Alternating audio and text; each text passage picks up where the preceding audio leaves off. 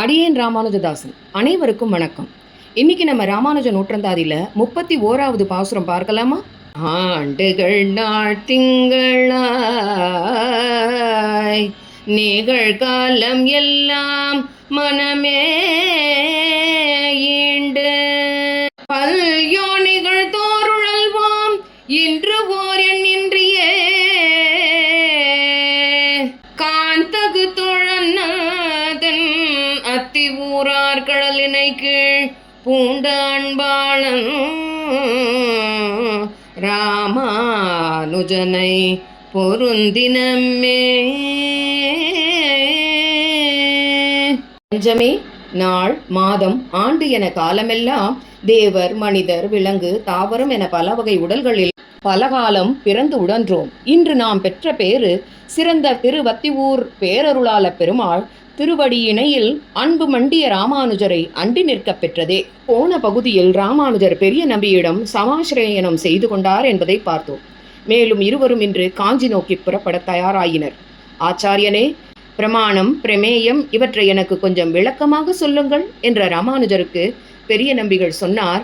ராமானுஜா, அடியேன் உனக்கு உபதேசித்த துவயமந்திரமே அது. அதாவது எம்பெருமானின் திருநாமத்தை சொல்வதே பிரமாணம்.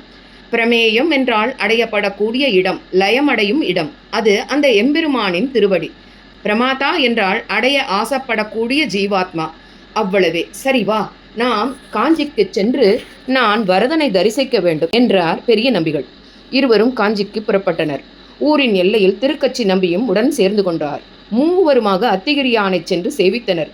திருக்கச்சி நம்பி பெரிய நம்பியிடம், உமக்கு நல்ல ஒரு சீடன் கிடைத்துள்ளான்.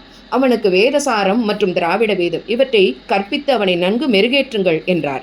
ஆம் நம்பியே, அடியேனுக்கு அதில் மிகுந்த சந்தோஷமே.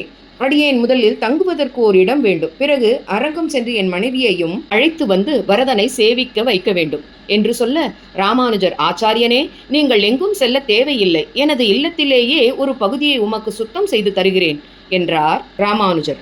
பெரிய நம்பி திருவரங்கம் சென்று தன் மனைவியையும் அழைத்து வந்தார். குருவும் குரு பத்தினியுமாக அவரது இல்லத்தில் குடியேறினர். தினம் காலக்ஷேபம் நன்றாக நடந்து கொண்டிருந்தது.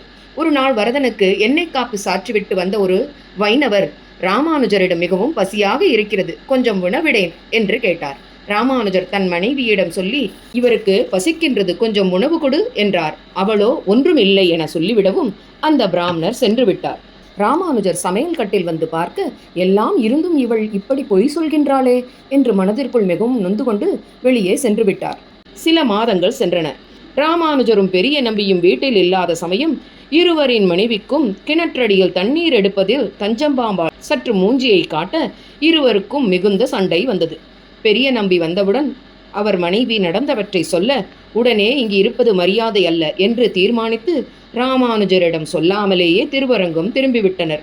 ராமானுஜர் வந்து பார்த்து தன்னிடம் கூட சொல்லாமல் இருவரும் சென்றதை எண்ணி மனம் வருந்தி மனைவியை பார்த்தார். என்னை ஏன் அப்படி பார்க்கிறீர்கள்? அடியேன் எந்த தப்பும் செய்யவில்லை. நான் தீட்டு பார்ப்பது தப்பா? நான் தண்ணீர் எடுக்க போனேன். அப்போது நம்பியின் மனைவியும் அங்கே இருந்தாள். 2 குடமும் இடித்து விட்டது. அவர்களுக்கு வேண்டுமானால் ஆச்சாரம் இல்லாமல் போகலாம். ஆனால் நான் ஆசூரி குடும்பத்தவள். எனக்கு ஆச்சாரம் என்பது உணவு போன்றது என்றாள் ராமானுஜரின் மனைவி. ராமானுஜர் இனி இவளுடன் இருப்பது மிகவும் கஷ்டம் என்று மனதிற்குள் சொல்லிக் கொண்டார். வெளியில் அவளிடம் எதுவும் காட்டிக்கொள்ளாமல் வெளியே வந்து விட்டார்.